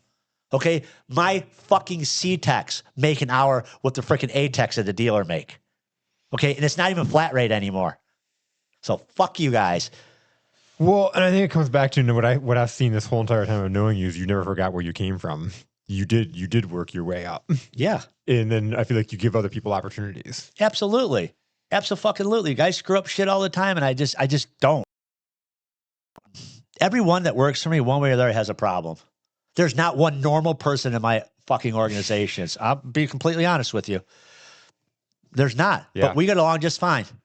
But These guys know what's expected of them. They know what I'm going to say. I am not fucking bipolar. I don't walk in one day and freak out about one thing and walk. Do I fucking yell and scream sometimes? Absolutely. I'm human. I get pissed. I get passionate. I don't fucking care what the people on TikTok say about me. That's all professional. Oh, fucking well. Okay, I don't fucking care. And that's what people need to hear, the truth. Motherfuckers do not tell the truth every day. They candy coat everything with big fucking words in their education. The problem we have more fucking degrees than a thermometer on most of these motherfuckers, and they can't do nothing. Yep. Okay, they come in and they tell me, do you have a degree? No. Guess what? I hire fucking people with degrees to do shit for me. I got a badass fucking law firm, and I call them up, and they fucking drop whatever they do and fucking handle it for me. Why? They say, because you don't fuck around. You know what you want, and you fucking pay your bill right away. My accounting firm, I called them today and said, I need this piece of paper from the IRS. Can you handle it? Absolutely. Within 45 minutes, it was in my fucking email. They know I don't mess around. I don't fuck people around. Okay, and I can make a decision. My people know if they come to me and say, this is the problem, what do we do? I give them an answer. I don't go, well, what do you think? I'm not a bitch. Okay, and that's what I talked about. And most people didn't realize what I was saying about that bitch culture. Yeah. Okay, I've seen this happen over and over again, Yeah. especially in the last 5 years. Everybody wants to be fucking Disney. When you really figure out who Disney is, Figure it they're a out. bunch of fucking pricks Yep. that empty people's wallets out. yeah, they are absolute masters at freaking emptying your wallet out and make you feel good while their fucking mouse is in your pocket. Yep. There's no doubt about it. Okay, I've seen these customers or these companies that were built by guys like me with a fucking attitude, but look at you and say, we're not fucking doing that. I don't give a shit. If you don't like it, there's the door. Here comes the fucking guys going, you're not going to have anybody work for me. Yes, I fucking do. My guys all fucking like me. They actually told me they missed me when I was on vacation, and they weren't blowing me because they were all texting me and shit. Yeah. Okay, we get along. You see that. We all get along. Okay, we're in a group text. We fuck around. Like I keep it like this. We all know who's in charge, but I sometimes eat lunch with them when I'm there, talk to them, whatever. We're all friends, whatever. But a lot of the guys that started businesses like me, their problems with employees were not a problem because the employees knew what was expected of them. And they knew that if a customer got out of line and something happened, that I had their back or that owner had their back. They made money. They were profitable. They had Christmas parties. They had this. They had that. Then here comes a new regime. Everybody needs to be soft. Everything needs to be softened up. We need to be nice. We need to use big words. We need to get the guy with the degree in the corner to tell us how to fix this and fix that. We need massages. We need quiet time. We need, what is this fucking mental health day bullshit now? Okay, do you think your grandfather, when they were storming the beaches in Normandy, had to have a mental fucking health day? We had guys lying about their age to go fight for their country. And I said this last week. We don't even know what fucking sex or what bathroom to use nowadays. And we got these parents fucking leading into this shit. Okay? Back to these guys who started these business, they had a vision. And no matter what happened, they fucking went with that vision. They didn't care how your feelings were. They didn't give a shit. And I know one guy that was very successful. He did not give a fuck about your feelings. But he was an awesome guy. He fucking literally told my wife, and he passed away now. He used to own a company she used to work at. She said I could lean over in my chair and look at the window and look and see if he was in his office. So he would call her up. She said I called him up one day, and he said, she's like, hey, I need you to sign this piece of paper. He's like, walk over here. You need to lose some weight, chunky. And she's like, I laughed. It didn't even insult me because I loved him. And then she's like, that was rude. He's like, what are you on your period? By today's standard, that guy would get fucking sued. 5,000%. Absolutely. My wife fucking loved the guy. Yeah. He fucking called me up, and he's wealthy when he sold his business and shit. He called me up. He's like, hey. I'm like, yeah. He's like, I need a motorcycle for my grandson. I'm like, okay. He's like, I seen Lincoln's on Facebook, your son's. He's got one of them race ones, right? He's like, yeah. He's like, it's got all them stickers and shit on it, right, with his name. I'm like, yeah. He's like, get my grandson one of them and bring it to me. I'm like, well, it's just not that easy. He's like, it'll be fucking easy. Figure it out. He's like, I don't expect you to do it for free. I'm going to give you $100 to buy yourself dinner. True story. I called Marilyn. I go, Forrest just called me and said he wants me to get the grandkid a motorcycle. He wants me to get stickers on it. She's like, go fucking get it. I'm like, okay. We took it to him. Here's $100 for dinner. I appreciate it. I didn't make any money on it. He was just a guy, didn't overpay people.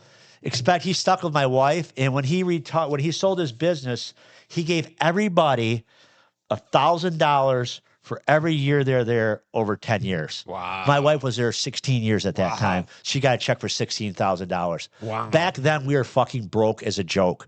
Do you realize what $16,000 did to our life back then? Holy shit. And that was a guy that had a vision, and no matter what got in his way, he did it. And that's what you're going to find with a lot of the guys that had their own businesses. They started, they stayed with a vision, and they didn't give a fuck who they offended. And that's literally how I've been. I don't care who I offend. Okay. No matter what, you're going to offend people. Okay. Yep. Look what they did to Jesus Christ on earth. 5,000%. Okay. He offended a whole bunch of fucking people. Yeah. Right. Okay. They did him. Yeah. If you're going the right way in a video game, what happens? You run into bad guys. Yep. Okay. Your biggest haters are your biggest fans are your biggest haters. And people, I'm telling you, if you're successful, there's as much people that you're close to you that want you to fucking fail. Just so they can look at you and go, yeah, we kind of knew that was coming. Okay.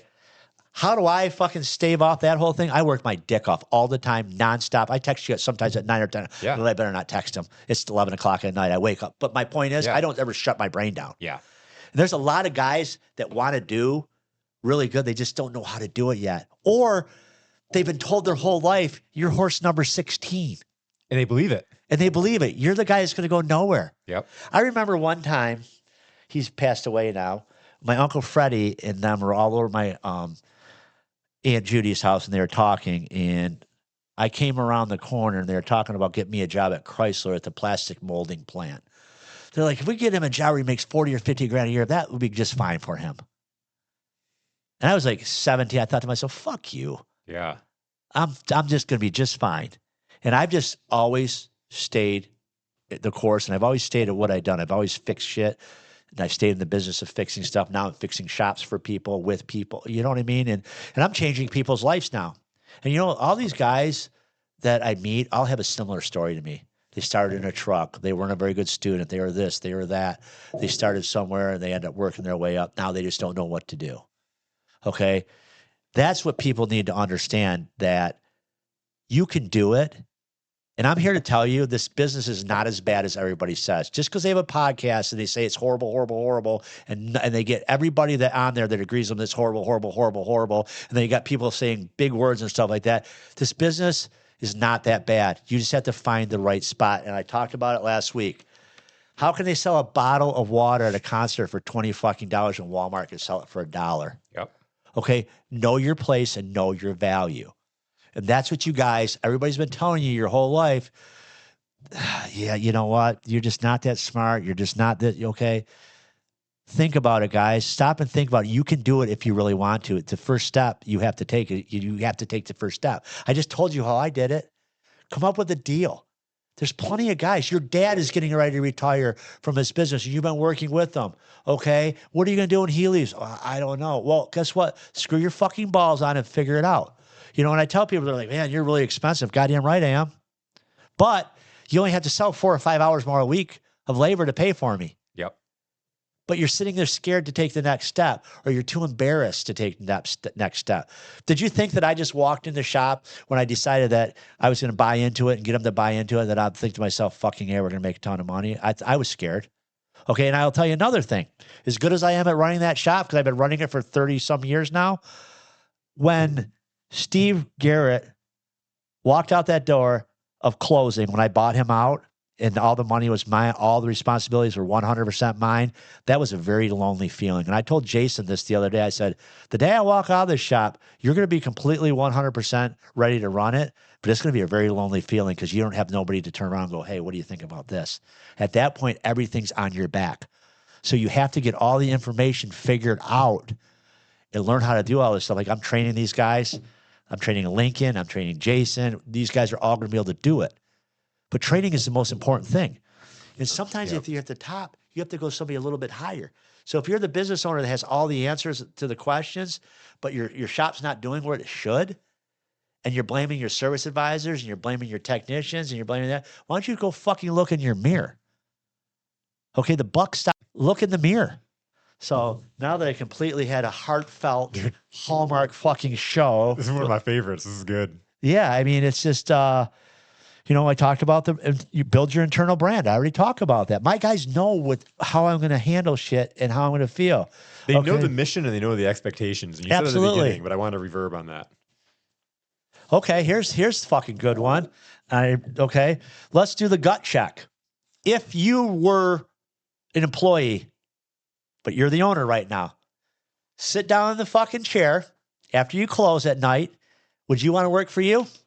Ooh. Start running out your processes, how you treat your people, how you pay your people, how you, as an owner, have snowmobiles and all this shit, and you're telling your guys you can't afford shit when you're buying all this stuff. Okay, I'm buying a new house. All my guys know about it. They know how much it is. I built it on a back flat rate tax. I finally got caught to the point where I had to switch them to hourly, right? Fuck off, right? Yeah. But would you trust the leadership? Would you feel respected? Would you feel clear on the expectations of what's expected of you on a daily basis? Okay. Would you feel like you could win if you're at the shop? Now you're the owner looking and asking yourself all these questions. Let me repeat them. Would you trust the leadership?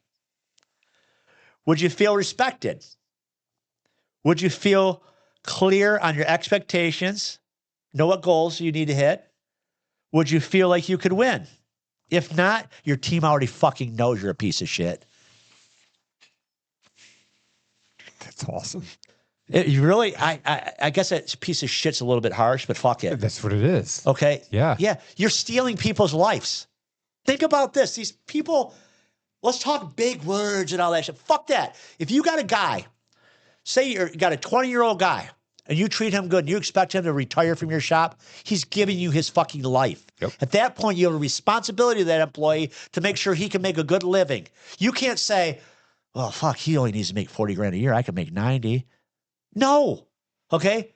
I make less fucking money. If I had to make less money and pay my guys a little bit more, I would. No doubt fucking about it. I just would. My guys know it. Okay? I just want to make sure that everybody's taken care of. And I don't want to walk over a pile of dead bodies being wealthy and walk out the door and go, ha, thanks for your fucking life. And that's what a lot of these people think. They think they fucking own you. And that's where you get into private equity and all these people. They don't give a fuck about you. The dealers and stuff, they don't care. Guess what? You die, and there's guys on our post said, yeah, a guy die at the dealer. They'll push another guy's toolbox right in that bag. Okay? At the end of the day, it's all about the money. Okay? But if you get into an independent shop, you might get to know the owner and the family and stuff like that. You might become extended family. You might get treated well, and they might know treat you very valuable. Now, unfortunately, if you talk to some of these guys on the line, there's not very many good shop owners out there anymore. Everybody's horrible. Everybody's horrible. Every shop owner's independent's horrible. They've already told me you got 2 houses, typical shop owner. Remember one thing, guys. I started in the fucking trenches right next to the other soldiers. Just so happens I'm one of the only soldiers left at that shop. We have new crews over the years. Mm-hmm. Now I have, all my guys now have longevity. They've been there a long time at both shops. What does that tell you? I don't have a huge turnover. When people are like, oh, you fire people. Fuck yes, I hire people and they're a piece of shit. I get rid of them. They lied to me in the interview. I get rid of them. Yes, I have a lot of turnover. When I decide to hire people, I might go through 3 or 4 guys in 4 months. They're all sucked. Yep. So I got rid of them. I'm not going to hold on to them and fuck somebody's car up and kill somebody and get me sued. Okay, so yes, I do have turnover when it comes to the guys that we hire and they don't last. I get fucking rid of them. Well, and you said at the beginning, the turd flushes, to the top. Like when you have a culture, you can see who doesn't fit in that culture very clearly, pretty quickly. Yeah, my guy's already telling me. The last guy I had in there, like, this guy's a jerk off. They're like, I can't believe he's here this long. I said, well, maybe he was nervous his first week. They said it's the second week. He still sucks. So I called him in the office and fired him. He said, I knew this was coming. I said, how can you be a master mechanic? He said, I'm good at taking tests. I said, I could see that. Ooh. I said, your skill level is nowhere near being a master mechanic. State certified Michigan. Yeah.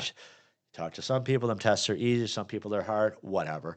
Some people are good at taking tests and some aren't. It's basically about it. So, at the end of the day, in closing, as a solution to your problem, Okay. And what I mean by that, I'm not saying don't sell jobs. Yep. What I'm saying is price the shit right and treat the people right, and the sales will keep coming.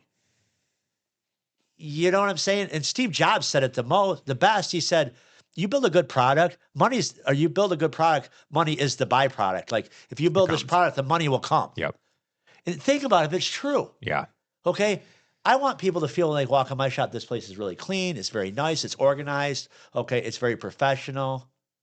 You know what I mean? Yeah. A lot of the shops are just not like that because the people don't have the money. It's dirty. There's a guy up there trying to do that. He's trying to do 7 jobs. He doesn't know what he's doing. You know, we've talked about that, you know. So, you know, better culture gets you better work because of the processes, right? Everybody's happy.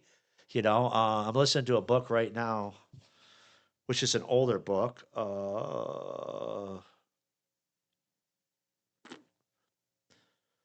Unleashing Your Hero by Kevin D. Brown. No way. Yeah. Kevin Brown. Yeah. He talks about people in your life that were your hero that helped you get to where you are.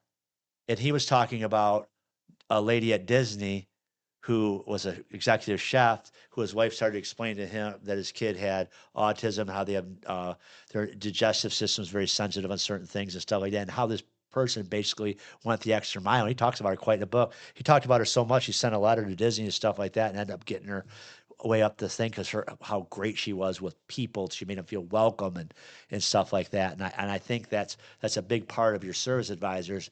They can't be under so much stress worrying about that sale because of your culture is sale, sale, sale, sale. Yep. Like think about it. If you ever walk into the dealerships, yeah. you know it, right? Yeah. Like the Harley Davidson dealer and all that shit. You know, they want you to have this whole big experience and they take you in the finance office and just freaking corncob your ass, you know, and it's just horrible. Well, you talked about at the beginning in when places want you to sell these things, the flushes, for example.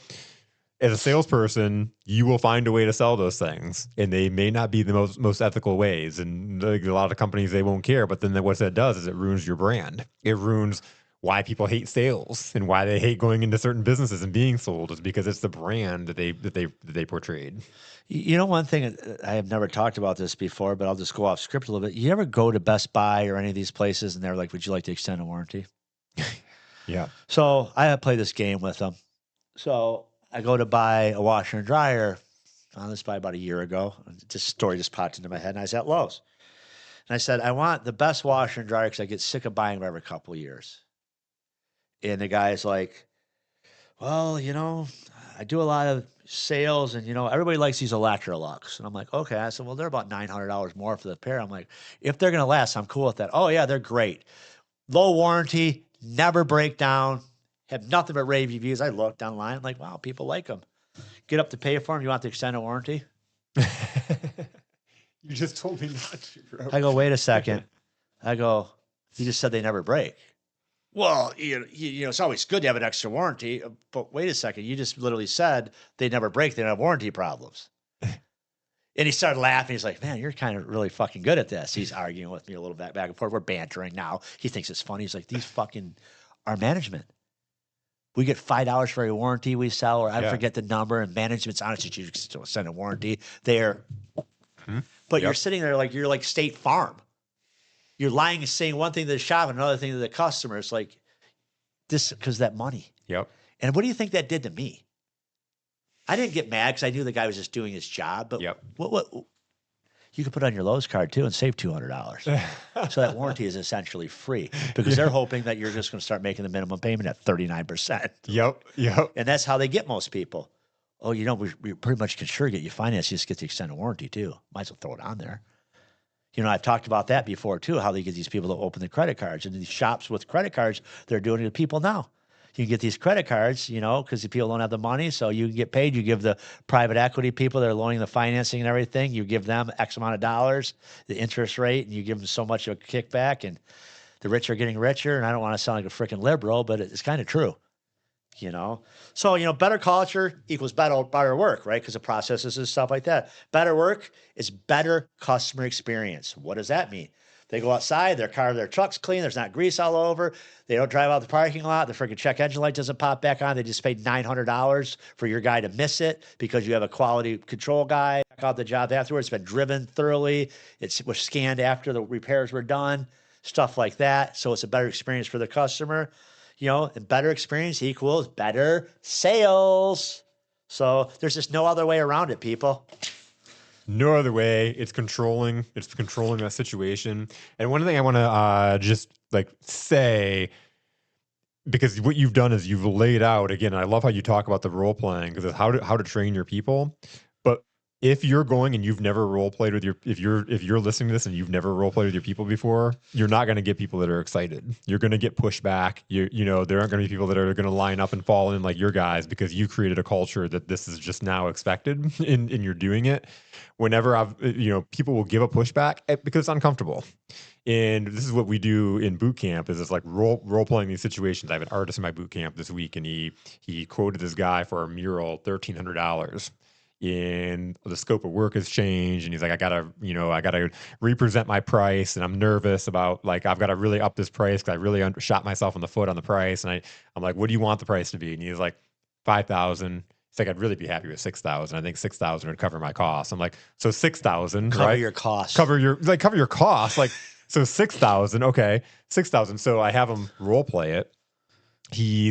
I think I gotta, and he's using that weak language, and he's hemming and hawing, and I think I can get it done by September, but I'm gonna have to jump the price and he looks like he's gonna throw up in his mouth.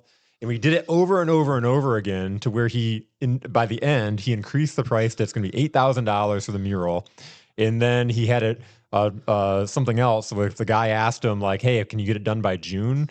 Yes, I can certainly get it done by June, but that's going to be $12,000. And he's role playing it. It took like 5 times to role play that before he got it out where he wasn't nervous and sounding weak. And if you go to that conversation weak, you're going to lose that every time. Totally agree with that. 110. I can't even say how many percent. I totally agree with that. I look at people and go, here's what it is, blah, blah, blah, blah. You see me sell shit. It's like the one day when he's like, we were sitting there talking about podcasts. Yeah. And he's like, what did he say his budget was? $300, I'm like, $400 a month. I said, yeah, you already spent that talking. We can't help you at all. He was just like, say what? But it's like, you're not being a dick. That's just me. I'm fucking blatantly blunt. Like, what do you want? Yep. Like, you can't go around saying you're the best mural painter in the fucking world, and then going, well, I want $5,000 to cover my costs. That scares me right there. You don't even know what cover your costs. Cover your costs. So wait a second. You go to work every day just to trade dollars. Do you realize you could leave that money in the bank, and you'd be better off? You can go do something else. Yep. That's what we talked about when you start talking about these numbers with these guys. Some of these jobs you're doing, you'd be better off doing nothing. Yep. You could pay your guy to do nothing, and you'll be better off than doing the job and losing money. There's a fucking concept. Like, oh my God. So I hope everybody enjoys today's conversation. And on top of it, we're making progress. We got Front Control, the service advisor system that turns phone calls into profit. That's going to be course 1. Yep. We're working on these. This is almost done. We are working on this, so we got 11 lessons done right now. This is very tedious. It's a process. It's a process. Once we get them going, and the other thing is too, we're going to start selling T-shirts. I want you guys to start wearing them at your shops and stuff like that.